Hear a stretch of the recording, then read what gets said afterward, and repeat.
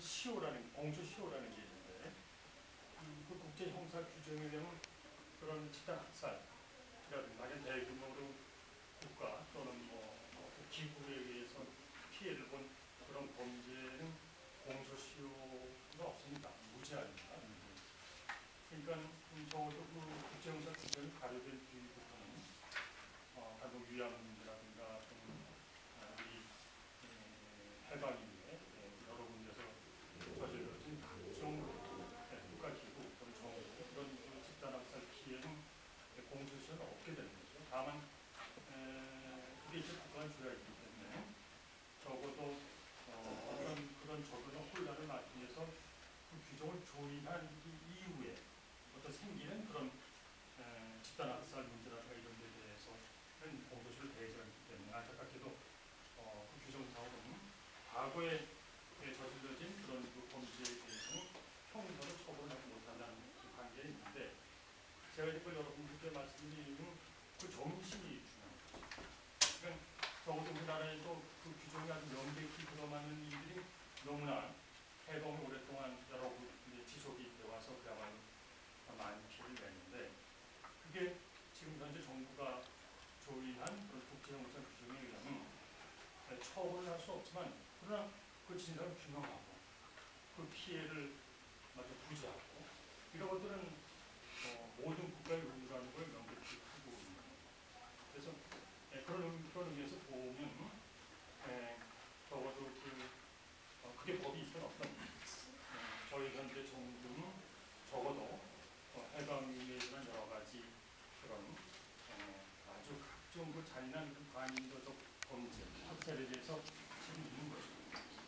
그래서 그 문제에 대해서는 그건 적어도 공소시효 또는 소멸시효가 없다고 해야 될지 제 생각입니다. 그런 의미에서 보면 사실 우리 안교위원장부터 특히 포함된 아주 많은 노력을 했습니다만 지난번 법의 한계 때문에 5년간의 업무를 종료하고 진실하고 과거사 정리위원회가 일부를 종료하면서 참 안타깝고 유감스러운 일이었다고 생각이 되죠.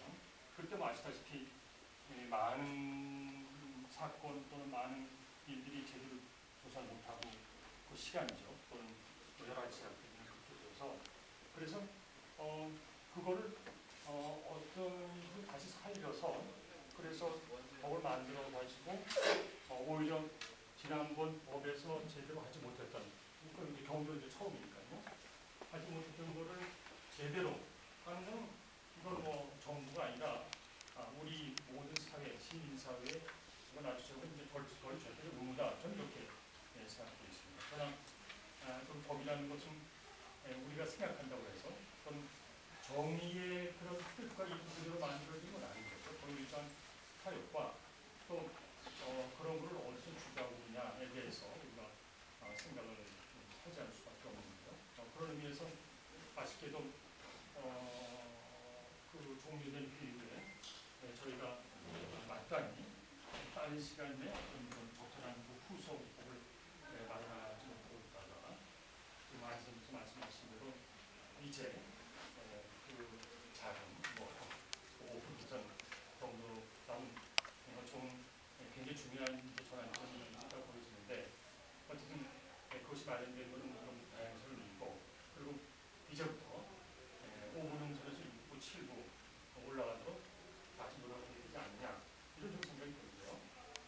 과거에는 어쩌면 그야말로 그 예전에 아주 비교적 좋은 민족과 졌을 때도 여러분들이 오랫동안 풍찬 노숙해서 겨우 입법안을 형태로서 통과시켜 보면 지금 저희가 입법안을 발의했습니다만 더더욱 좀 서로 노력을 해야 되지 않을까.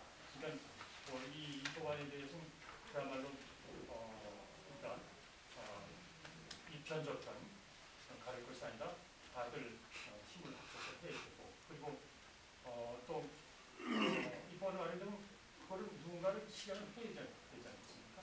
거기 여러 가지 조사도 해야 되고 등등 여러 가지 해야 되는 부분들이 쌓여 있는데 그거를 입법안을 마련하기 위해서 노력하는 과정에서 충실히 다시 우리 모두 힘을 합쳐서 밀충 공부를 하고 그렇게 해서 법안이 마련이 되면 정말